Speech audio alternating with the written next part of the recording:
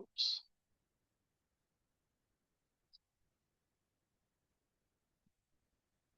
Good evening, folks. If you joined us, thank you for coming in tonight. We're going to give folks a few minutes to enter the webinar before we begin our program for this evening.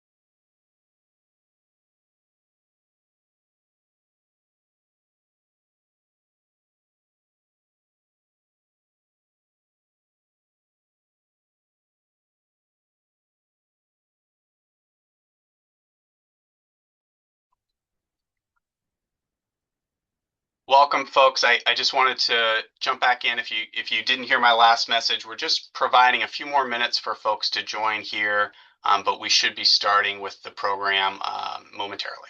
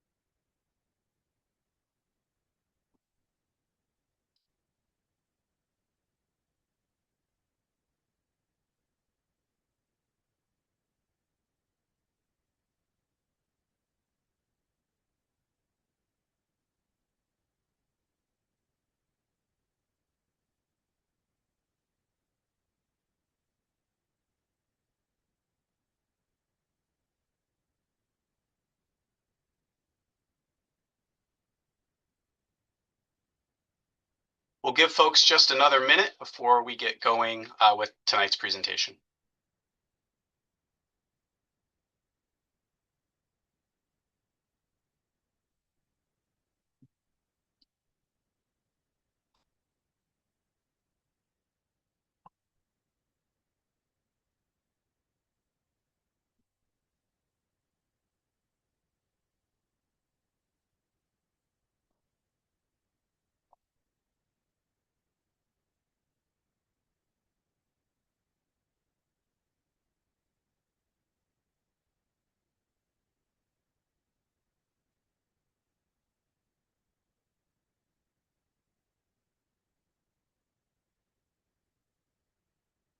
All right, so 6:05, I think we'll go ahead and start here. Welcome again this evening to the presentation of the transit-oriented development along the North-South Pulse. This is a preview of the final plan. I'm hearing no audio from folks. Or is anyone able to hear? They could let me know in the chat. I can hear. Okay, okay. All right, a couple of confirmations. You may want to just try your audio option in the bottom left, and there is a caret. If you point up, sometimes you can select the speaker or headphones that you would prefer, and sometimes that can help. So for the agenda this evening, we'll do a brief overview of the study for folks who are coming back to this engagement process. Some of this will be review, but it will be provide a bit of an update of where things are. We're going to provide just a high-level overview of the community feedback that we've received along the way throughout this study, and then discuss a corridor framework that we are using to pull together recommendations around the plan, um, and then providing a little bit more detail on the six selected station area plans as well. We'll have an opportunity to discuss Q&A, or provide for Q&A, excuse me, and then we'll discuss next steps for the project and the study as a whole. I'm going to skip ahead one because we may have some folks this evening who are going to be accessing our translation services. So I will, in just a moment, open up the interpretation tab, and you will should all be prompted and have the ability to listen either in the original audio in English or in Spanish, in which case you will hear my voice or the presenter's voice much quieter, but there will be a Spanish translation that will happen over that voice as well. In order to do that, I will pull down the screen momentarily just to make sure that folks are able to see and access that tab. But before I do that, I'm just going to pause momentarily to allow Maite to translate this page. Muy buenas noches a todos, bienvenidos. Vamos a ofrecer una interpretación en vivo en español para esta reunión. Para escuchar en español, haga clic en el botón de la interpretación, el icono del globo, en la parte inferior de su ventana de Zoom. Seleccione español y, si lo desea, elija seleccionar el audio original para escuchar solo al intérprete. Great, thank you, Maite. So I'm going to stop sharing momentarily and open up the interpretation services. And you should see an interpretation button on the bottom of your screen that looks like a little bit of a globe. And when you press it, you should have the option of doing no interpretation or the Spanish interpretation.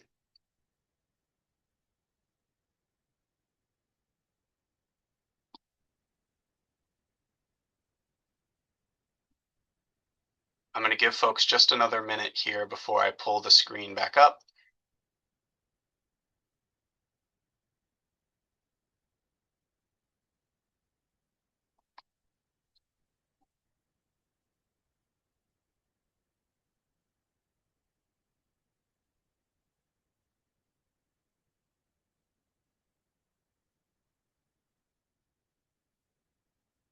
All right. So for the Zoom this evening, it's in a webinar format. The meeting is being recorded. Attendees have joined this meeting muted. The attendees can't unmute themselves, but we can do so during Q&A. But once we unmute folks, they have the option to either mute or unmute themselves to speak. In the meantime, there is the ability to chat with us, the hosts, at all time throughout, as well as post questions within the Q&A. Depending on the question, we may try to answer during the presentation, or we may hold it to the end to provide for a little bit more time to provide that answer. Likewise, raising your hand signals to us that you'd like to speak, and we can then unmute you. That's sort of the process we'd like to use, just so that we don't miss anyone. And please bear with us as we attempt to make sure that we call on folks in the right order. But again, the Q&A will be the primary tool for asking questions during this presentation, and we can address anything that's within the Q&A that hasn't been addressed at the end during the Q&A section. So folks are aware the show captions is enabled. It will allow you to see a live transcript, depending on if you have other types of audiovisual issues that might be helpful to you. It is translating based on what I say, so we will try to be as clear as possible so that the words there make some sense. If for any reason you're bumped off the webinar, you have to leave because of some issue, You can always rejoin using that original link as long as this session is still live. If you do it later after the session is over, it will give you a notice that says the session is complete.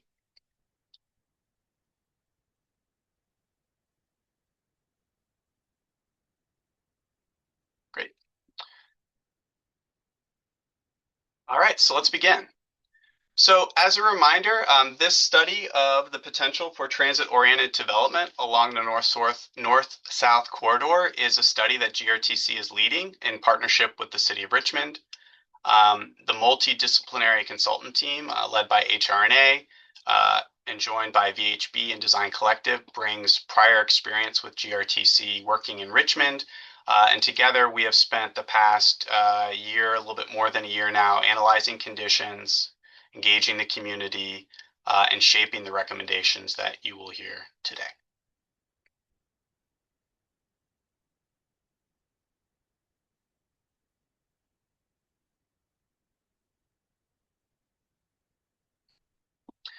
You'll be hearing from a few members of our team this evening.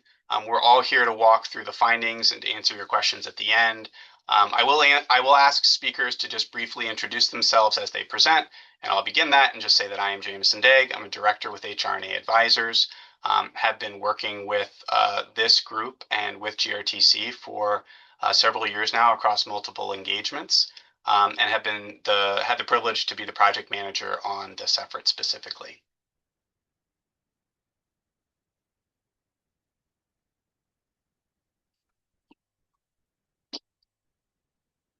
The North-South Pulse is a major transit investment.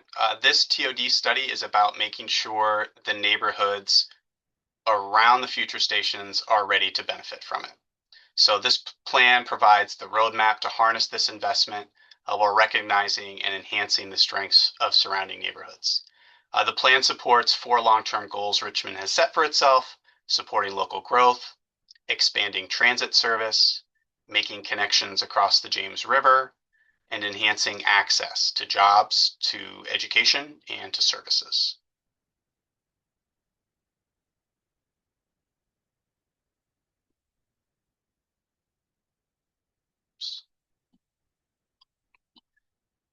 So when we speak about the station areas tonight, we're talking about the immediate vicinity of the 16 future stations along the north-south Pulse corridor.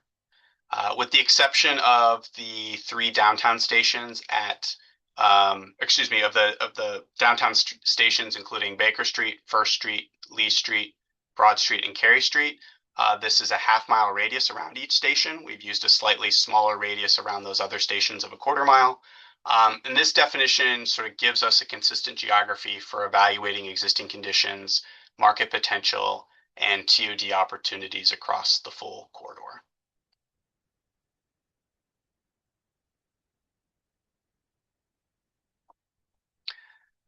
For those that have joined previous engagement efforts, you'll recognize this, but it is important to be clear about what this study is and what it is not. So GRTC has run the planning effort for the North-South Pulse expansion project itself that's focused on the transit infrastructure, where stations will go, how the system will operate, and that is separate from this study around the TOD potential around the sites of the station areas. In addition, the city has been, one of the major efforts that have been ongoing throughout this is the city's zoning code refresh as it updates its land use rules around Richmond. But there have been other planning efforts as well that have been related to the corridor and intersected with the corridor that we have been working sort of alongside to ensure that we are both bringing in their active work and the community engagement around it. So again, these efforts inform one another, but they are separate planning processes.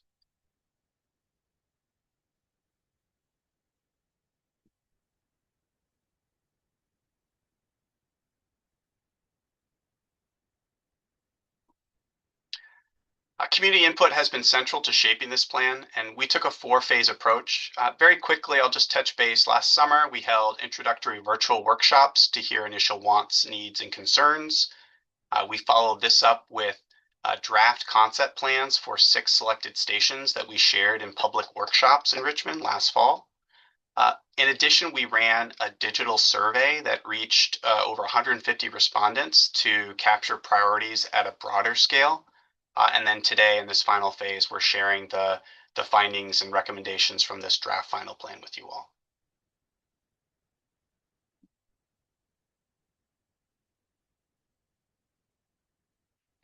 So tonight has three goals. First, to report the key findings of the study.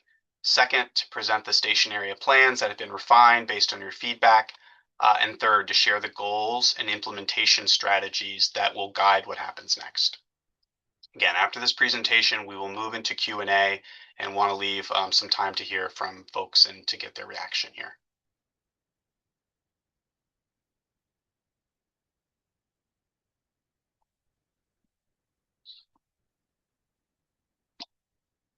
All right. So in terms of community feedback, we wanted to touch base on some of the key findings, which became common themes throughout the various forms of engagement. Again, during last summer's virtual workshops, we were asking about what folks had hoped to find what transit would bring in terms of benefits to their areas and what concerns they might have had about potential development. And the key takeaways there included the concern for safety and accessibility for pedestrian and bikes, affordability and anti-displacement, and understanding the potential to provide for affordable housing and protections for current residents, neighborhood preservation in terms of both historic nature, but also sort of contextually appropriate and walkable neighborhoods. Connectivity and access. So this was about providing reliable connections between various transit services, as well as other types of multimodal integration of things like bike lanes and trails and scooters. And then also equity and community connection. So there was some enthusiasm for trying to connect this effort to historically underserved areas and to try to really hone in on and create a touchstone with some of the cultural aspects of some of these various stations.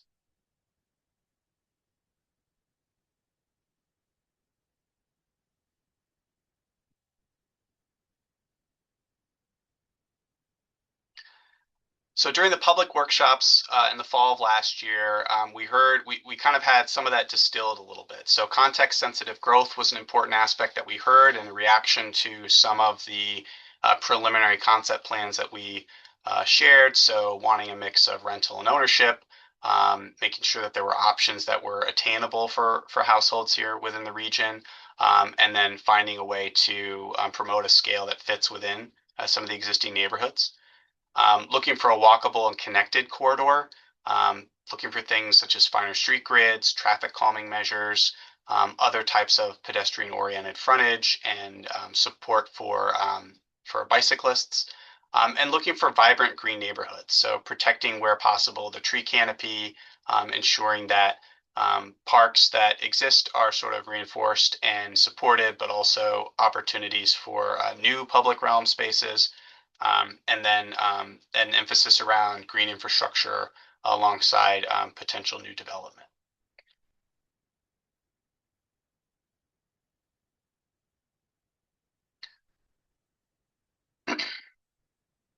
In the digital survey that was conducted over the winter in the December-January time period, again, some of these same issues were sort of echoed with some additional tweaks. Housing diversity and affordability came up. Again, context-sensitive growth, and then prioritizing connectivity. And I think one of the things that was a little bit distinct here was some of the discussion around surface parking, and sort of trying to find ways to right-size that in order to meet the longer-term needs of transit supportive development in the area.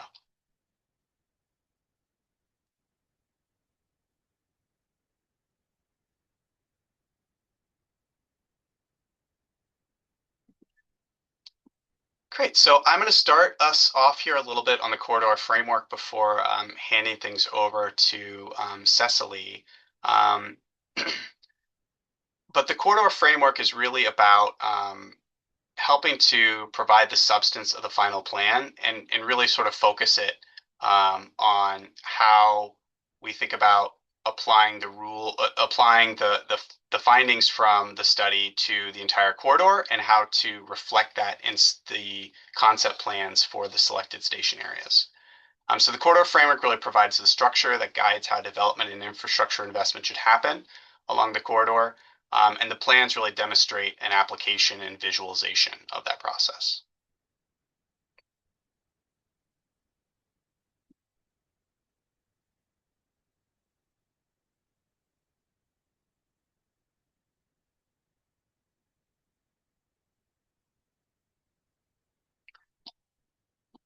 So the framework has three parts that work together. First, design guidelines answer the question, how should the corridor look and feel? And they set standards for development and the public realm. Um, the station area plans sort of answer how do those guidelines play out in practice, and they show some of the specific recommendations at representative stations. And then we have an implementation framework that answers what are sort of the goals that the corridor should advance when what strategies are needed to get there. So together, these three pieces give GRTC, the city, and partners a shared roadmap.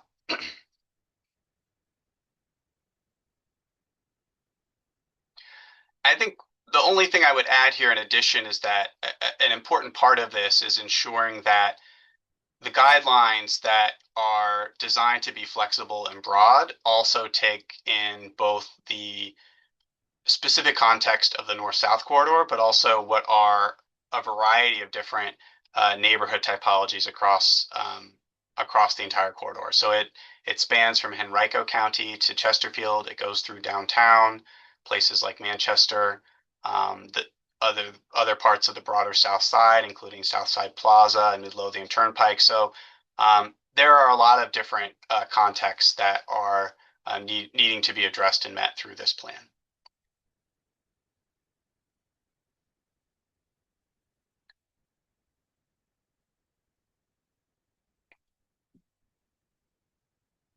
So with that, I'm going to hand things over to Cecily, who will introduce herself and take us through some of the TOD form guidelines. Thank you, Jameson, and good evening, everyone. My name is Cecily Bedwell.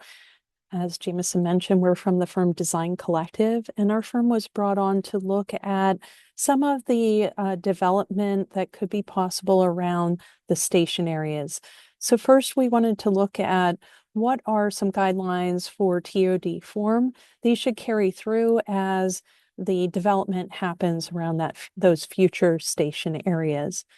One of the guidelines that we like to look at is holding the corner. And this means that buildings have active uses that are focused on those primary intersections. The next is entrances face the street. So when you have new residential or office buildings, those lobbies have entrances that face the street instead of in the back along parking lots. And that again helps to activate those uses and the streets and make for a more walkable urban environment. Another is appropriate. Number 3 here is appropriate setbacks and step backs. This ensures that the buildings are sitting along the street, and then the residential perhaps steps back to allow for more privacy and less overshadowing of the urban streetscapes. Number 4 is transparency. This comes into play that along those active sidewalks, along primary streets, storefronts have engaging entrances and storefronts that you feel welcome to come in. That could also mean that amenity spaces for residential and office lobbies have some activation, essentially that you can see in and out of those spaces along primary streets. The next, number 5, is facade articulation. Some of the buildings that we envision occurring as redevelopment happens may be long buildings. We have a form guideline here that talks about having buildings that step in and out, have a little bit of facade articulation, just meaning that the massing, the colors, the rhythm, if you will, is varied along streetscapes, again, to create an interesting urban environment. The last TOD form that we would promote for new development is screening, parking, and service areas.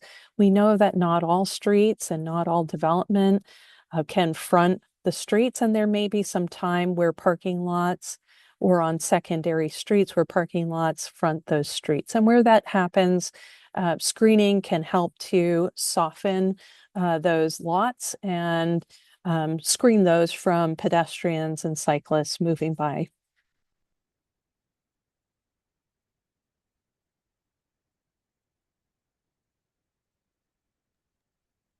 Kevin, would you be able to take us through the mobility guidelines? Of course. Thank you, Jameson. Thank you, Cecily. My name is Kevin Keeley. I'm a senior planner with the VHB, and we are on the team and have had the privilege of working with this group and with GRTC on elements related to mobility and infrastructure.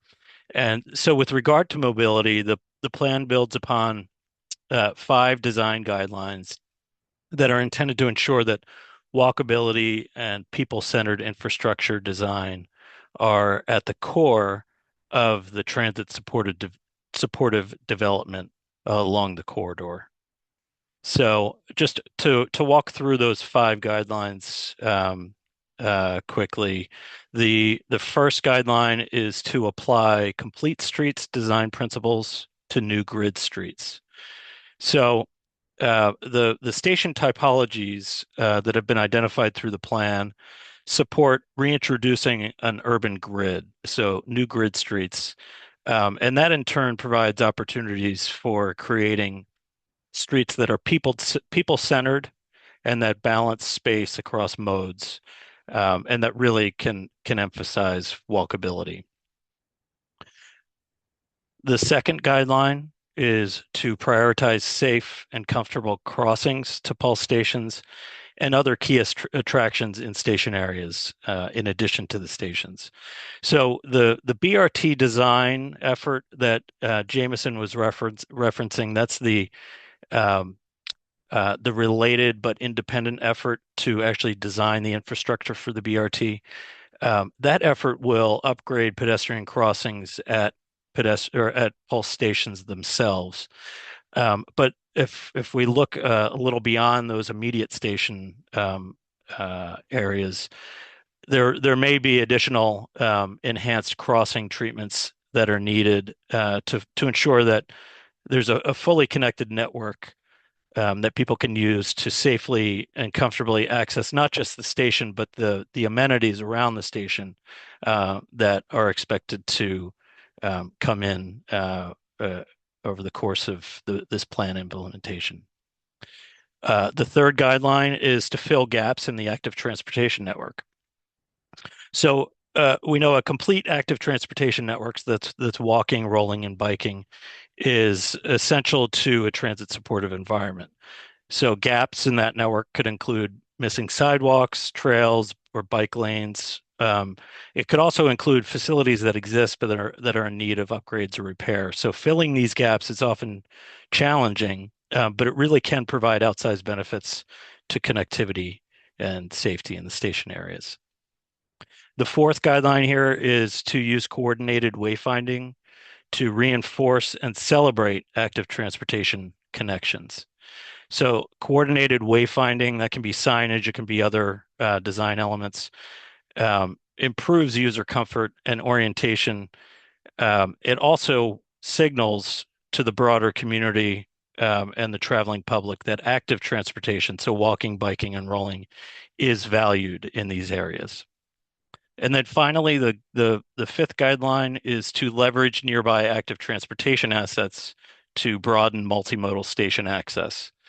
So the bicycle and pedestrian infrastructure in station areas, it's not just sufficient to create them and in a vacuum. Obviously, they should connect to the existing and the planned network to broaden access and amplify the impact that we expect from pulse expansion.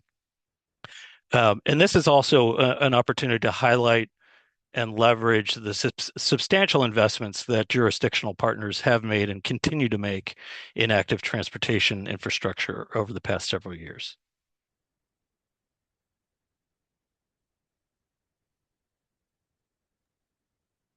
Hi, everyone. I'm Austin Amendolia. I'm a senior analyst with HR&A, and I will be talking us through the implementation framework for the plan. We developed this implementation framework to lay out a set of action items that will help guide GRTC and the city in ensuring the plan achieves its aspirations. The implementation framework lays out a set of goals, strategies, and action items that are meant to ensure the corridor reaches its potential and provides broad benefits to the region. We have 3 corridor goals. Each goal has a set of strategies attached to them, and each strategy has a set of action items to achieve those goals. So in collaboration with GRTC and the city, we defined 3 goals to guide future decision-making and funding priorities for development along the corridor. The first goal is to expand safe, convenient access to transit and regional connections. While construction of the route itself will help achieve this goal, we also want to ensure people can access the stations. And so this goal is focused on ensuring neighborhoods are connected to stations. The second goal is to enhance vitality and stabilize existing communities, which is focused on ensuring existing residents and businesses benefit from investment along the corridor. That includes supporting small businesses, connecting residents to job opportunities, and preserving housing affordability. The third goal is to encourage new investment for purposeful growth and economic opportunity. The corridor provides an opportunity to reinvest in neighborhoods that have lacked investment in recent years. And so the focus of this goal is to encourage new investment to create new opportunities for neighborhoods along the corridor, including job opportunities and housing affordability. Digging deeper into the first goal,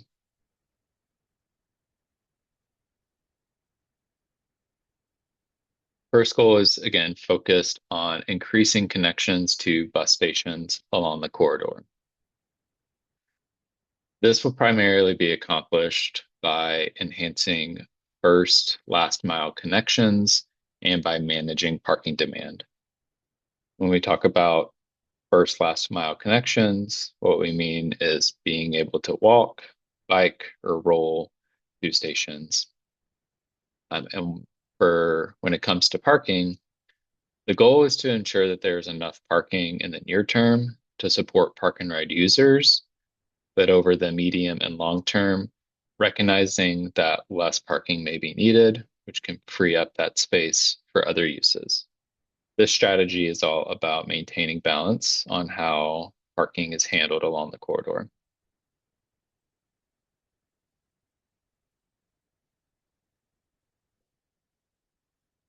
For the second goal, this is focused on, again, on supporting existing neighborhoods and residents.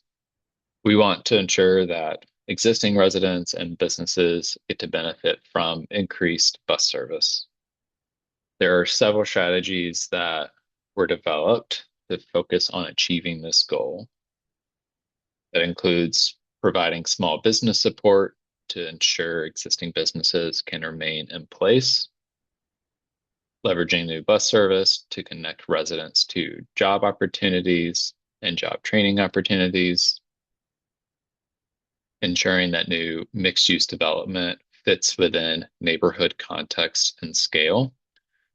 Essentially, we want to avoid a cookie-cutter approach and ensure new development fits within existing neighborhoods. We also want to ensure investment prioritizes new public spaces, community gathering areas, that affordable housing is not only preserved, but also expanded near transit. And lastly, that development supports a mix of housing types and ownership models.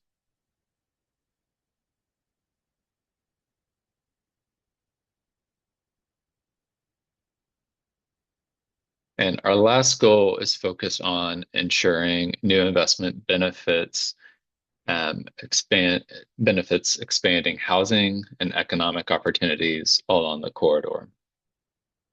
There are several strategies that will help advance this goal, including leveraging public land to ensure that new development produces public benefits, removing barriers to development so that new investment can occur, enabling collaboration with the private sector, such as through public-private partnerships, with the goal of combining public and private investment to support new amenities. Additionally, there's an opportunity to market development opportunities along the corridor that align with public goals, and of course, to ensure that affordable housing is incorporated in new investments.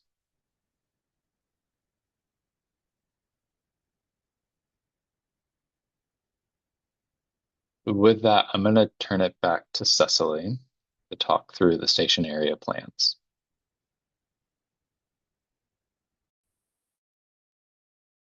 Thank you, Austin. And we can take a look at how the concept design process happened across this project. So first, there was an idea that we would look at many stations across the full length of the north-south corridor. And we took a look at what the potential for redevelopment near each of those stations may be. We also looked at the zoning that was currently being rewritten and the recommendations and how that coordinated with our effort, and took a look at the further area beyond just the half mile. What were some other assets within the community that might affect where redevelopment may happen? We also took a look at where the station locations were. Again, that's a separate effort from what we are doing, but taking a look at where those stations occurred and what their, are they at the end or terminus of that route? Are they within a neighborhood? Are they adjacent? So all of those inputs helped us to define where we might look in more depth at some stations. And to note, we were charged with looking at 6 station areas in depth. So part of our analysis was taking a look at what stations would serve as typologies or examples of conditions. So as you'll see, as we go through the concept plans, which was our last step in this process, we looked at those 6 stations again as examples or typologies for many of the other stations. And our report does go into more detail on the analysis of that. We can move on to the first of the concept plans that we looked at was Brook Road. This was an important station because it is the north terminus of the planned BRT route. It abuts the county and I-95. As a terminus location, this was important to make sure that we had some park and ride so that folks coming from the county would be able to exit their vehicles and then get on the BRT and head south. There are a number of abandoned or vacant commercial sites here, one of which is the Azalea Mall, which has been demolished for some time. And then there are some other surface lots and vacant commercial that sets this site up for an ability to redevelop. This certainly wants to be a mixed-use destination as it redevelops. And there is also some senior housing in the southwest corner of the station area. And if we haven't mentioned it already, the rings that you see or the circles that you see on the plans denote a 1/2 mile and a 1/4 mile radius from the station areas. And we can move on to what we heard during the first and second workshops, as well as in the online survey. We clearly heard from stakeholders that building a mixed use environment here, as well as providing varied housing types, should be a focus of this area. Those uses may include a mix of retail, multifamily, the senior housing, and that park and ride that I mentioned. It's also important that because the station will be located on Brook Road and only be on one side of the Brook Road, that the crossing of Brook Road as well as the other streets is very important to be able to access the transit station safely. Also very important were to ensure that the walkable conditions include continuous sidewalks, trees that will shade those sidewalks, as well as some gathering spaces along the corridor. On the next slide, we'll see a concept plan, and I'll mention this at the start of our concept plans as we take a deeper dive, is that all of these concept plans that we will be sharing illustrate one potential redevelopment scenario. It's very important to note that most of the parcels within these study areas are privately owned, and that it will depend upon the interest of those private property owners as well as market conditions as to how this will develop and redevelop. And then also to note the time frame. Market conditions really do play a part in the ability for private property owners, developers to redevelop. Again, this illustrates one potential redevelopment, but it would be good, and those form guidelines and other TOD principles will help ensure that redevelopment focuses intensity near the transit stations. In this concept plan, you'll see that there are some larger multifamily buildings in the range of 5 to 7 stories near the transit station. Those would have ground floor retail. And then it's important as development occurs that there are open spaces that come along with that. So we have shown here a civic building across the street from or catty corner to the transit station, as well as some of those open spaces dotted throughout. As I mentioned, there is a senior housing development that's already existing in the Southwest. So we do see it likely that development might expand to the east, moving closer to Brook Road. And then as you move out from the core, you'll also see that we do envision some surface parked residential. That helps to accommodate the park and ride situation that we already mentioned, but also would help to vary the level of development and the affordability, making sure that there's housing choice within the area. As we move outward from that core again and transition to the single family neighborhoods that surround, we've shown some single family attached units at the periphery. The 3D model to the left of the screen is looking southbound on Brook Road. So we're looking downtown, towards downtown in this view.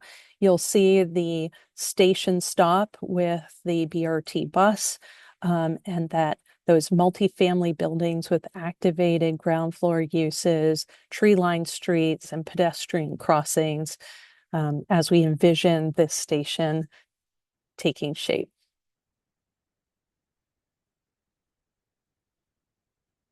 And we can move on to the next slide. As we move to the next station that we looked at, again, we're varying the typologies here. So we haven't looked at all stations. Brooklyn Road is further down as we move south on the BRT line.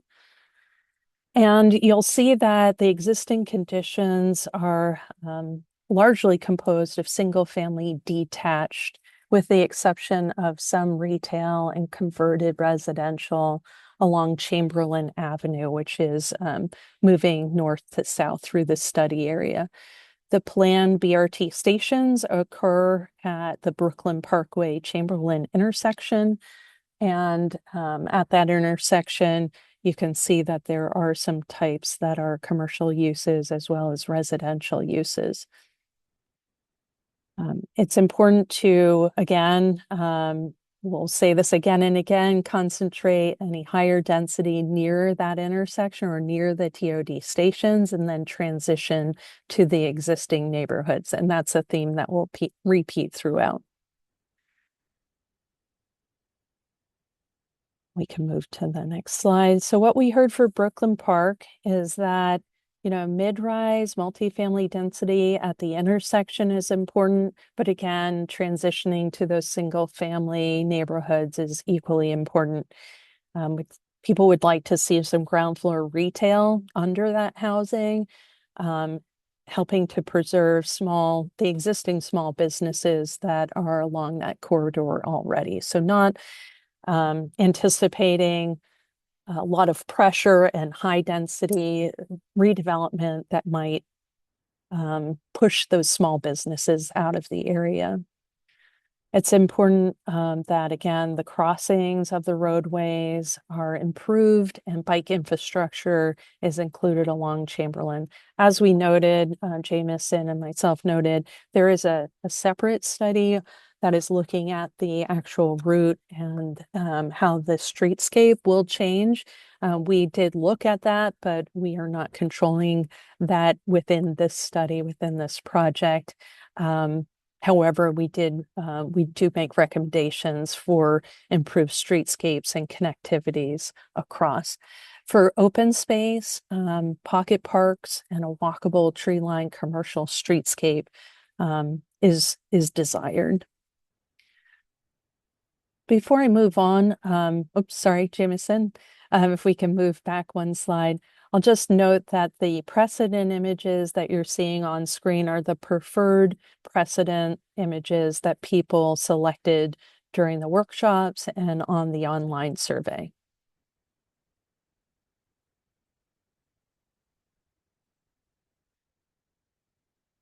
Okay.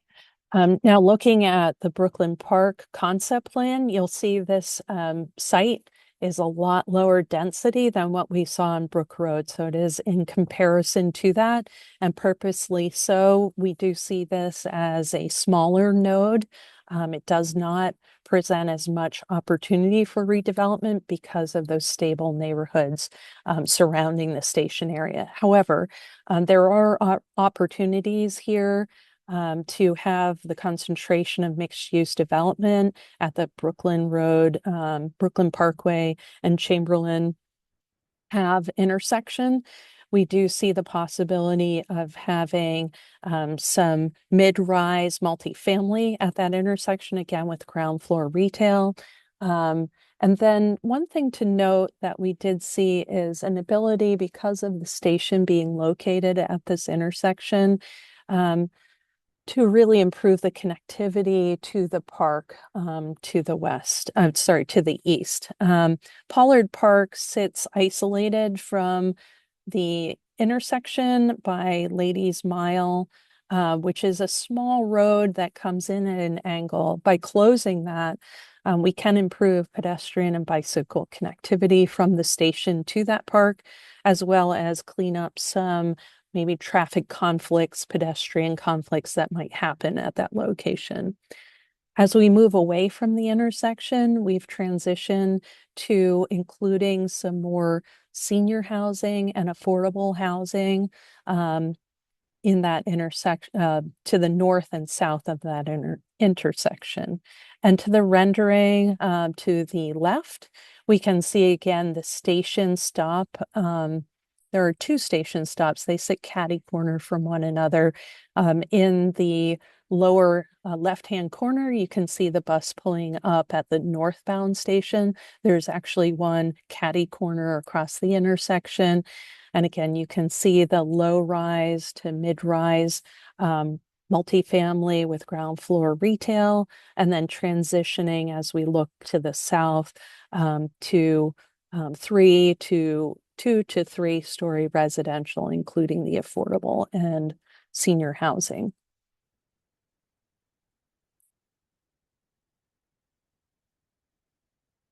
As we move south to School Street, this area has quite a different character than most of the areas along the corridor.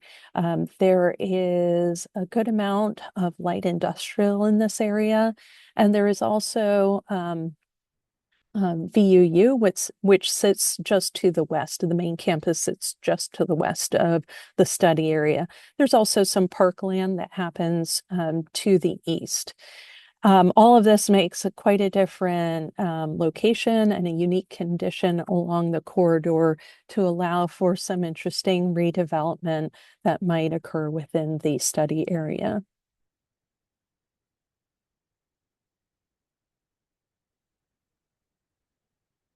And what we heard is that a mid-density redevelopment with townhouses, again, transitioning to the neighborhood edges is important.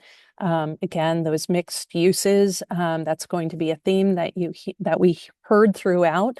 Multifamily, light industrial, and civic space are important at this particular station.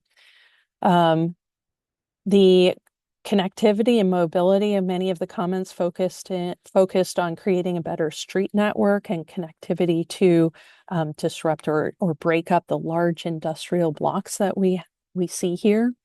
And then new green corridors that link the new stations to the nearby neighborhoods.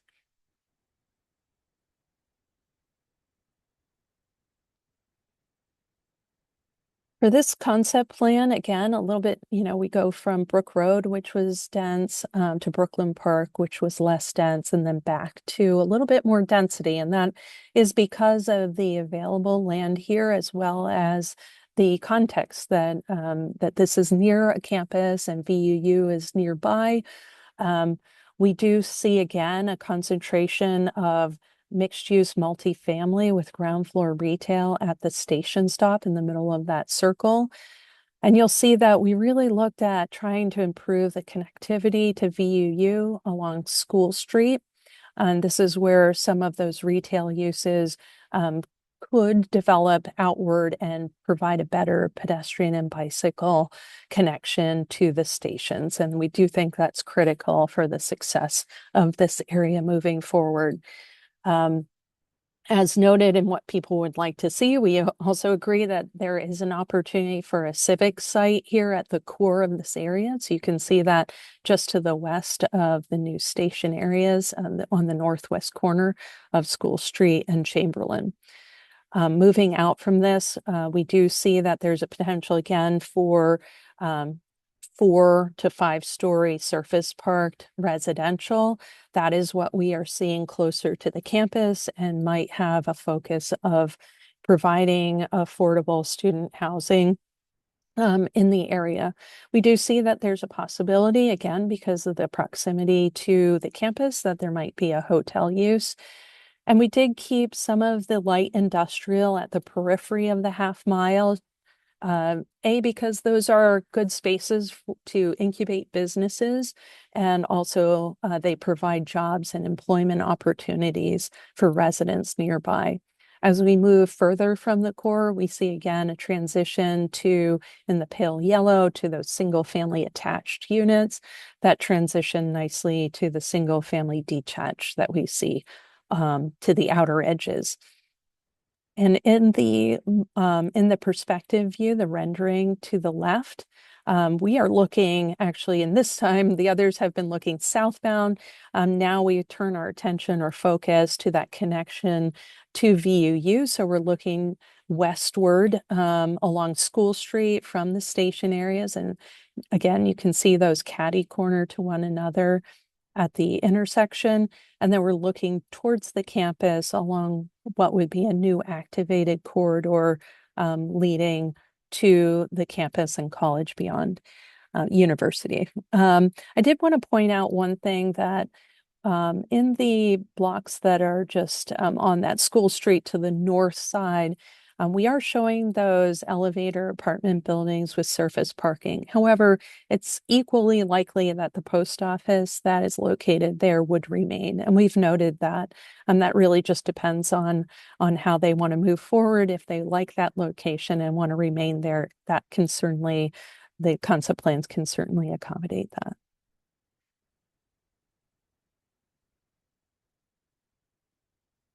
As we move on to Broad Rock, this is really a long corridor that's currently has a lot of auto-centric uses, but really has a fabric of kind of 1- and 2-story commercial uses lining it. And they tend to happen in nodes at major intersections. There is some historic fabric that could be maintained, but there are also some vacancies along this corridor. And really, so, you'll see that as we go into the concept plans, that retaining some of that fabric is important. Another thing I'll mention is that the blocks that we're looking at here are a bit shallower than what we've seen elsewhere. So that does limit some of the redevelopment and scales it down. What we heard is that there should be modest infill along the corridor. Again, protect the existing neighborhoods that happen to the periphery.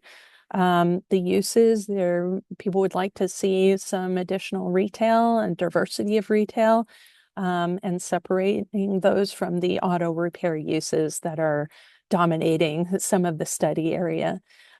Making sure that there are safer pedestrian crossings and bicycle crossings to the transit from those existing neighborhoods, and that there are definitely streetscape improvements and gathering spaces along Broad Rock.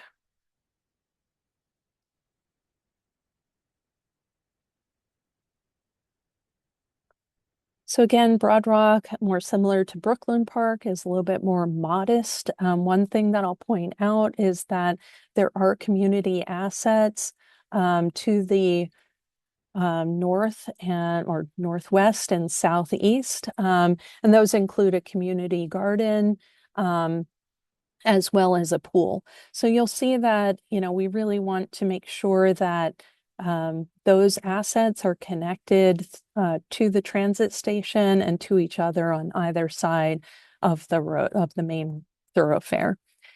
As I mentioned, this is modest infill. We're looking at a concentration of retail uses near those station areas, and then transitioning as we move northeast and southwest to residential, so that the retail can be successful and not diluted, that there's opportunity for some more for sale or for rent residential, again, small sizes. The little inset that you see as the circle within the circle is looking at an area where there is the depth of block to potentially have a mid-rise multifamily building with ground floor uses at the station. Beyond that, really the lots are limited to a half block depth, so that would limit it to smaller commercial uses and the residential as shown.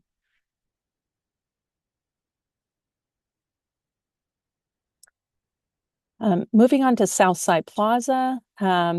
This area, again, more like Brook Road, has an area of shopping that has seen better days. There was a movie theater, drive-in movie theater, that's not used for that anymore. It's really just car storage.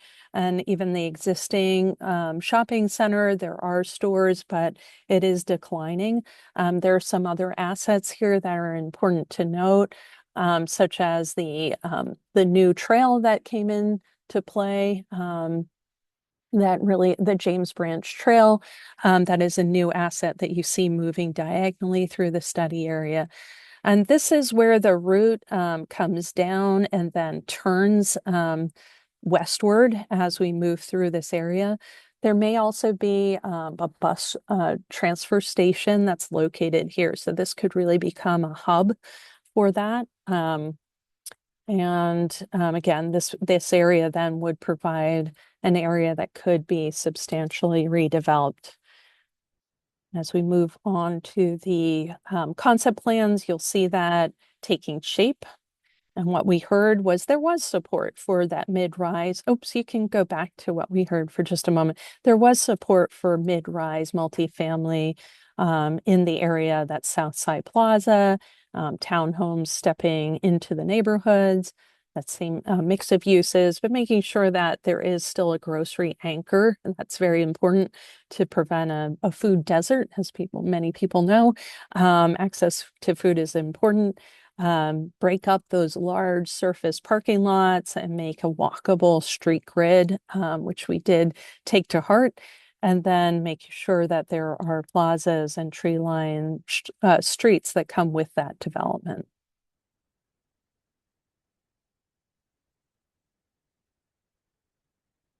And here we see again, this is just one potential redevelopment scenario. And I should mention that all of the ones that we're showing here are phase 3 or phase 2. So looking out far into the future, it's important to note that redevelopment will take the pace of the private developers and property owners and may take, 20 to 40 years even to develop, and may look different than this. But in this concept plan, we did look at where the available or opportunity sites might occur and tried to concentrate the mixed use development and higher densities near the station area. And then at the station, we do see the opportunity, because of the size of Southside Plaza, to create a real urban core with a highlighted open space at its center that connects you back to the station. From that station, looking at a civic building that fronts the station area and connects you to the James Branch Trail, so that there is really better ped bike connectivity from that trail into this new urban core. Again, because of this area and the hub that it could be, we do see the possibility that there may be office buildings. These could be anchored by institutions or government uses, or they could be general or medical office. There's a possibility of a hotel at the site. And then as we move out from that core, we see again the possibility of providing housing choice by having some elevator apartment buildings with surface parking, and then transitioning to those single family detached as we move further to the edges. In the model that we see here, the 3D rendering, we're looking southwest from the station area and behind the civic building. You'll see that to the lower right, and looking down towards that core area with the linear greens and central greens that are surrounded by the mixed use multifamily.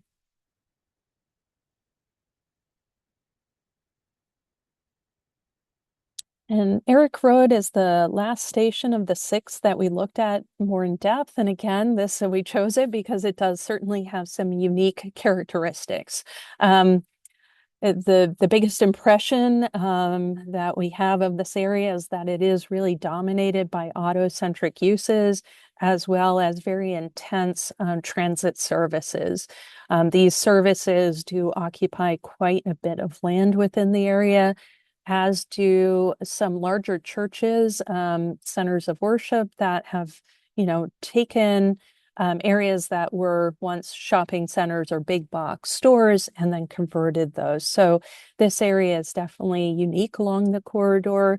It does provide some opportunities, but as I'll talk about, many of these opportunities really would rely on some of the transit facilities relocating, selling, etc., to liberate some of the area.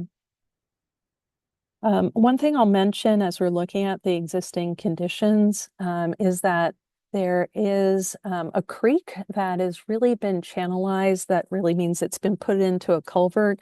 That could be a very good opportunity with redevelopment to naturalize that stream and make it a more sustainable feature for stormwater management. That could also provide a great amenity for the new development that is occurring.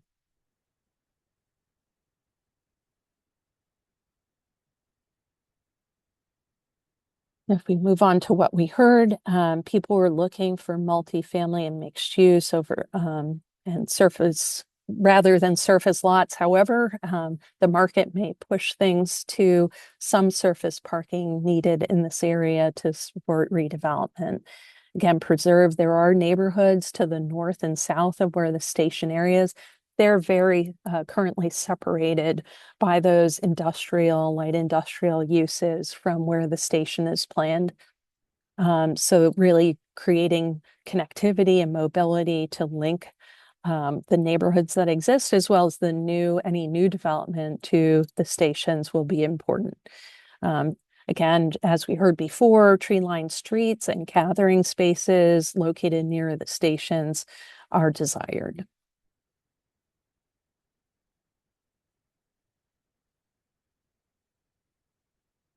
And looking at the concept plans, because of those large transit uses near the station areas, we looked at two different alternatives that could happen. There are more phases shown in the report, but we'll focus on some of the build outs and if one of those transit centers moves versus the other, the plans could drastically change. And we wanted to represent that by these alternatives. So the first on the left that we looked at was if there's a large single user, you'll see those, the two L-shaped buildings in the northwest corner. If that one property owner does relocate or goes out of business, et cetera, sells, what have you, there's no pressure to do that. We're just looking at what the potential redevelopment is. That single property owner certainly would make an easier transition to redevelopment. You don't have to consolidate properties. And what you'll see on the left in that northwest corner is essentially a 5-block area that could be redeveloped with multifamily mixed use. There could, and we've shown a new green here that could connect to the stream corridor that could be kind of more naturalized and become an asset. So playing up on that with a new space that overlooks that. We do recognize that Midlothian is a very wide commercial corridor, and crossing that is going to be important, particularly along Eric Road as it passes and connects from the neighborhoods to the north and south to that transit station. So it's very important that that crossing be more humanized to allow people to get north and south and access the station. To the south of Midlothian in this scenario, we are showing some infill development on the parcel that's owned by Liberation Church. It's important to note that they've already begun this process to build some affordable housing next to the retail, the thrift center that they run, and that's already happening. If that continues and they'd like to provide more affordable housing, senior housing, or even market rate housing, you can see their surface parking lots start to redevelop. And the alternative on the right-hand side, this would require that northeast quadrant would require a lot more assembly of single-owned parcels, but that could happen. And if that did happen, you could see a 4-block area with mixed-use multifamily buildings. We also looked at the possibility of Liberation Church needing a new facility at some time in the future. Again, they're in an older big box store. If they decide that that is not, maintenance cannot keep up and they need to, or they desire to build a new facility, we could see a new place of worship along the stream, and then rebuilding their full site into more affordable and market rate housing, likely surface parked as you connect to the south. And with that, I'll turn it back over to Jameson and the team. Great. Thank you, Cecily. So I'm going to open this up to Q&A. I know that folks have added their questions to the queue, and we've been able to answer some of them, but I'm going to bring down the screen share and make sure that I've got our list of folks here so I can identify any raised hands so folks can ask their questions live. So with that, I will, are there any questions for the panel?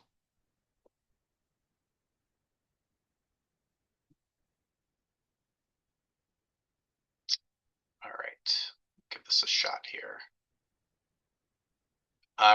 Rich, I have allowed, yeah, okay, there you go. I think we're good. Good. Good afternoon, good evening.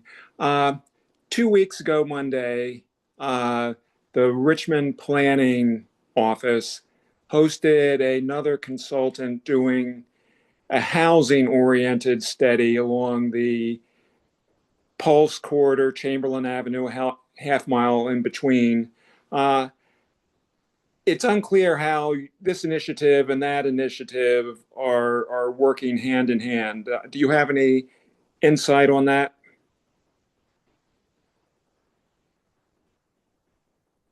Austin, do you want to start to answer that? Yeah, Rich, are you referencing is it the anti-displacement study? Yes, I think Okay. that's one of their goals. It's do housing, a plan that would maintain or reduce displacement with the development planned under the new zoning and a potential north-south pulse. Okay. Yeah, we are aware of that study and have know that it is happening. A lot of our work happened before that study began. And so we have tried to incorporate considerations that we think are aligned with the goals of that study into the goals and strategies that we developed as part of the study. I would just add to that that PDR with the city has been a member of our client team and is someone who we both have consulted as subject matter experts across the corridor, but has also been involved in reviewing some preliminary work along the way.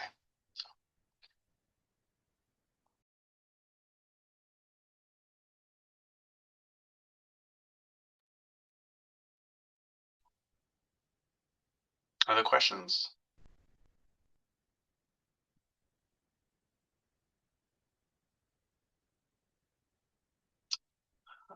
All right, Rachel, James.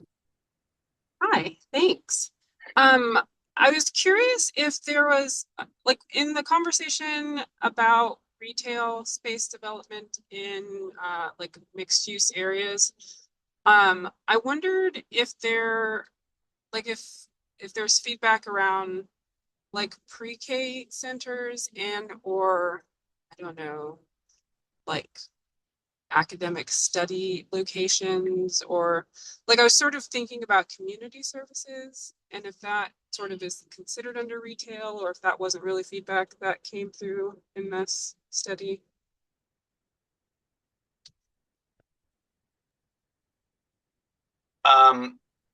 I'm trying to recall whether that specific use was whether we heard that through feedback along the way. I think that those type of uses can certainly provide the transit supportive mixed use development and anchor those sites. There is within our plan and some of the strategies for that the idea of supporting smaller businesses and locally owned businesses through potentially a variety of tools that make rent more affordable and new development otherwise. And so thinking through not only what are what are just generally a mix of uses that can support transit, but also what are some of the needs around the neighborhoods and the communities where these stations are. And I think that the concept plans, again, are not designed to get into that level of detail, but they do provide the variety of spaces and footprints that could certainly allow for those types of uses. I would only add that one of the strategies that we talked about in terms of using publicly owned sites to ensure development supports public uses, that is an example of how publicly owned sites could help create more of those neighborhood serving amenities.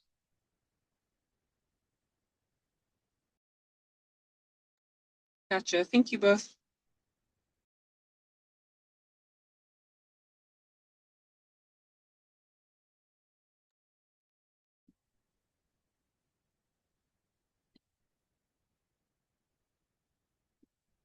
Oh, I see there is something in the chat. May I read this as a question, or John, would you like to state it yourself? Oh, I should probably allow you to talk here.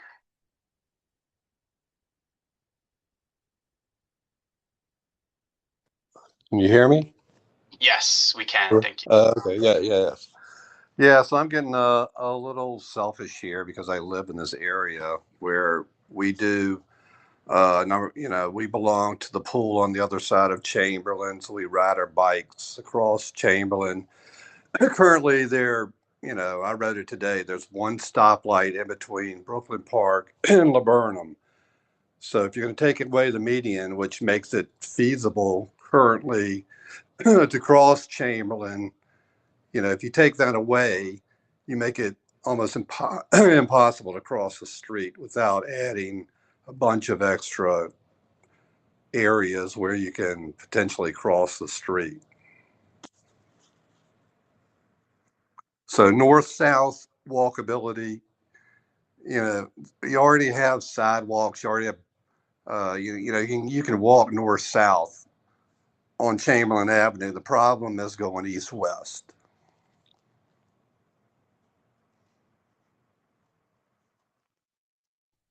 John, that's understood. I know that that's been a consistent finding of our community feedback, particularly around the Brooklyn Park station and other adjacent stations that we didn't necessarily cover through the concept plans. So I know that some of that gets into the study of the route itself and the transit infrastructure related to that. But we will capture that feedback as part of our report here. Thank you.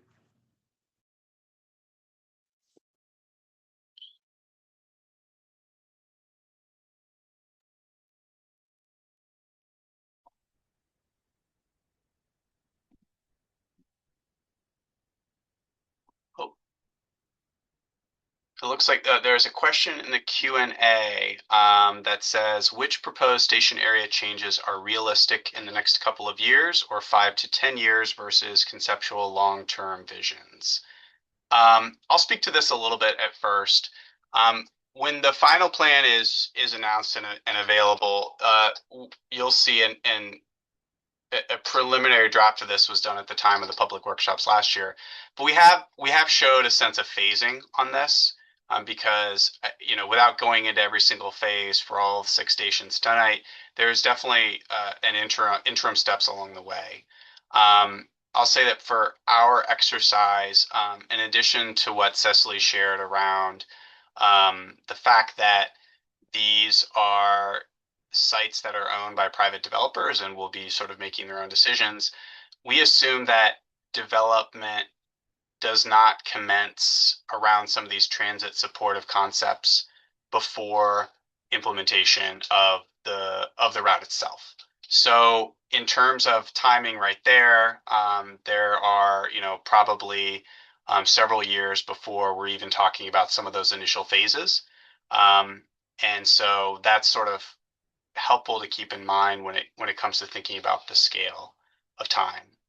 The last point I would make, and then I invite Austin or Cecily if you have additional thoughts here, is that what you will see in some of the phasing of all the concept plans in the full study is that there is an emphasis around providing some density at those nodes, at those stations first. So much of the initial phasing is really looking at how do you enhance that the area around the stations, and then potentially some other opportunistic areas to also look at potential for redevelopment, either because of ownership structure or in some cases the condition of the sites or the buildings themselves.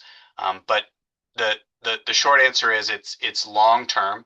And a lot of it is directed by the landowners themselves. But in terms of encouraging the phasing, it's really thinking about how do you sort of start at the node and build out.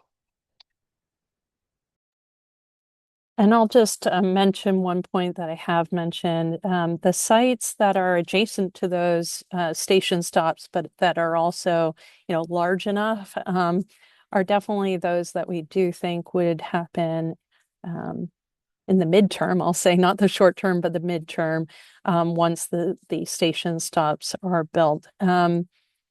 Market demands are going to play a factor, but we do believe that with the facility, the transit facility, that will help to motivate some of those private owners to look at redevelopment as opposed to areas elsewhere in the neighborhoods that don't have that transit asset. So we do see that as an incentive in itself, but there may be others that could come into play that would help to incentivize some of those uses to transition.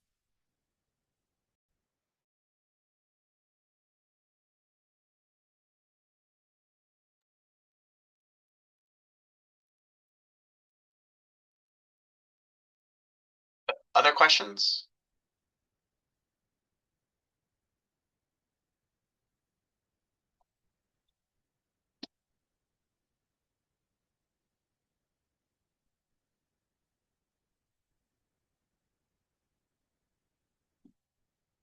While folks are considering, if you have additional questions, I just want to remind everyone that this recording and the related presentation will be made available once we're able to pull it down and get it packaged and ready to go, working with GRTC to add it to the project page as well.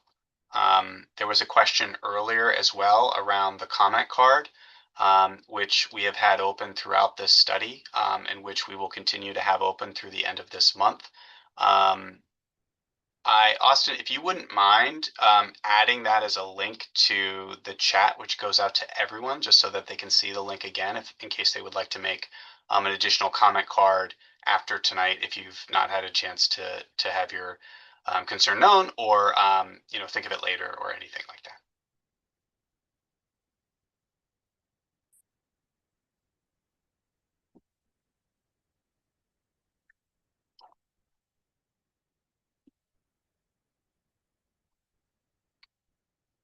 So there's a question around the next public step in the study. This is the final of the public engagement on this. This is the final step, phase 4 of sharing the draft plan. So in terms of additional opportunities for comments and engagement, we encourage you to get any additional novel comments in through the comment card as we are working to finalize the study.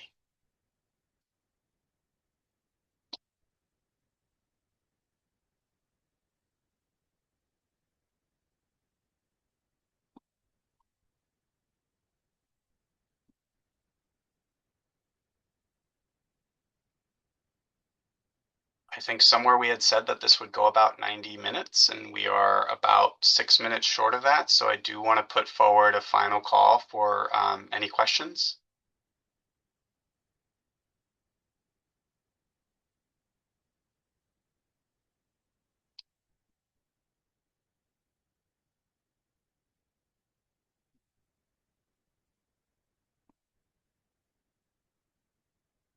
Okay.